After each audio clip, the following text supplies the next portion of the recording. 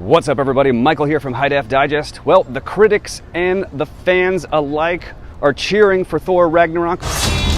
Experience the best reviewed Marvel movie of all time.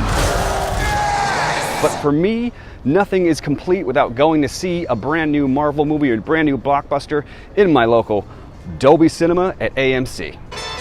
Where are we? You have no idea.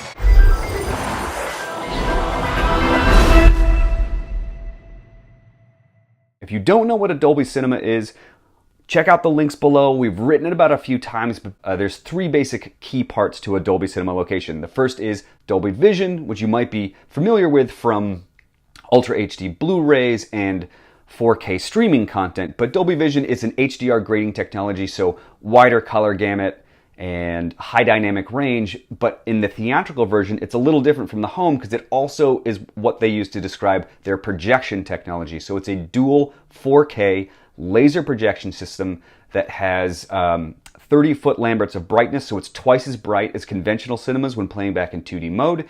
And I believe it's a 1,000,000 to 1 contrast ratio. It's like turning on an OLED, except this one happens to be 60 feet wide.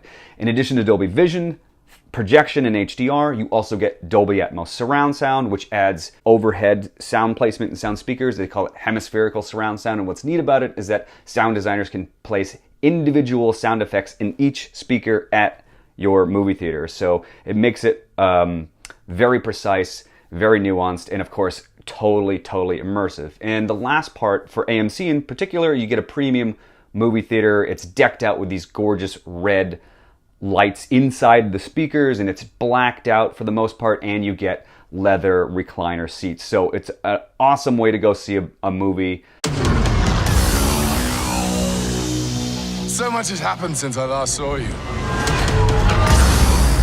I lost my hammer, like yesterday, so that's still pretty fresh.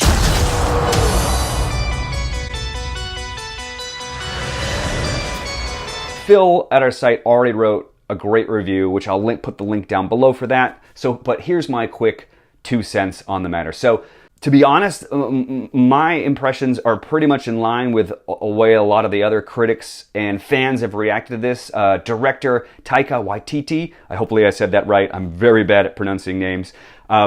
So he's come in with this indie comedy sensibility, and so he's made, it's kind of like watching one of the Guardians, James Gunn movies, like Guardians 1 and Volume 2. It's an action-packed movie with all the superhero punching and lightning bolts and monsters and crazy visuals. Hela, the goddess of death, has invaded Asgard. Oh, I've missed this. Asgard is dead. And it'll be reborn in my image. I thought you'd be glad to see me. I need to stop her here and now to prevent Ragnarok, the end of everything. But it's also really funny. Every time you think something is gonna go the standard superhero way, there's a funny joke that cuts into it. Just a couple of hot-headed fools. Yeah, same. Hulk like fire, Thor like water. Well, kind of both like fire. But Hulk like raging fire, Thor like smoldering fire. The cast is great. There's women villains and women heroes, so everybody's really represented, and it's a fantastic way to spend 2 hours. I think there's a reason why the movie is succeeding at the box office and getting all the critical praise as well. I want to get a closer look at this. The movie was presented, just like I said, in Dolby Vision 4K, HDR, 30-foot Lamberts, 1,000,000 to 1 contrast ratio, and I'm fairly certain it was in the DCI P3 color space. Nothing looked crazier, wider than that.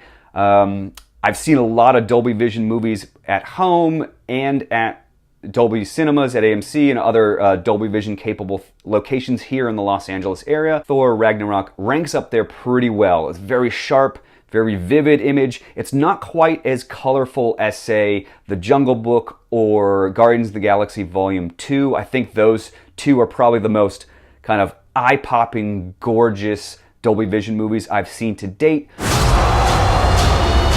That being said, all the sets and the costumes, the various planets we go to, the interdimensional realms, shooting through things. I mean, it's the movie is quite colorful, vibrant pastels and bold, vibrant primary colors as well.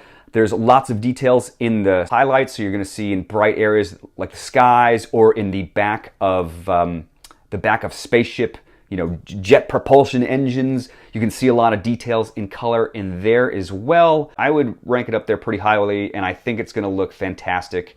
Hopefully, when Disney brings this movie to 4K Ultra HD, Blu-ray, and/or streaming. But I think people are going to be really happy with that, and probably the only place that's going to be comparable in terms of image quality to this presentation would be to go to an IMAX laser location. IMAX laser and Dolby Cinema are my two favorites in terms of quality, contrast, and overall image when you're watching a movie. And like I said, I think Thor Ragnarok looks pretty great. I think people are going to enjoy it. If I had to grade it, I'd probably give it like a 4.5 stars out of 5, just because I've seen a couple titles that are just a little bit more colorful and vibrant and eye-popping, even though this is very, very good. So I'm putting together a team. Like the old days. Surprise! This will be such fun. Overall, it's very good. Like most modern blockbusters, it's immersive and aggressive. There's sound effects whizzing around you. There's orchestral elements here, and this score is crazy different. Wait, let me look this up. It's Mark Mothersbaugh did the score, and it's crazy. It's like this 80s synth score, so it's kind of like if the people who did the Stranger Things music did Thor Ragnarok, so it's got this 80s vibe to it that's really cool. Anyway, so overall, the mix is really good. All the explosions and lightning bolts and punches there, they pack a wallop. Hello. Hi. He's a fighter. The only thing for me holding it back is that I didn't think they made full use of the Dolby Atmos mix in my favorite ways. The best tracks being Mad Max Fury Road, Gravity.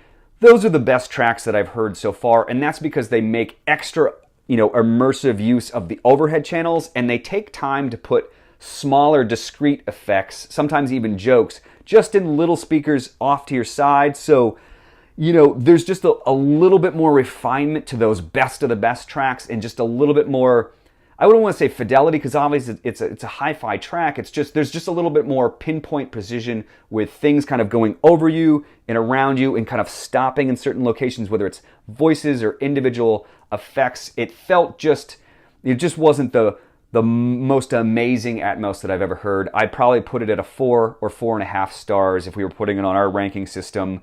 What were you the god of again?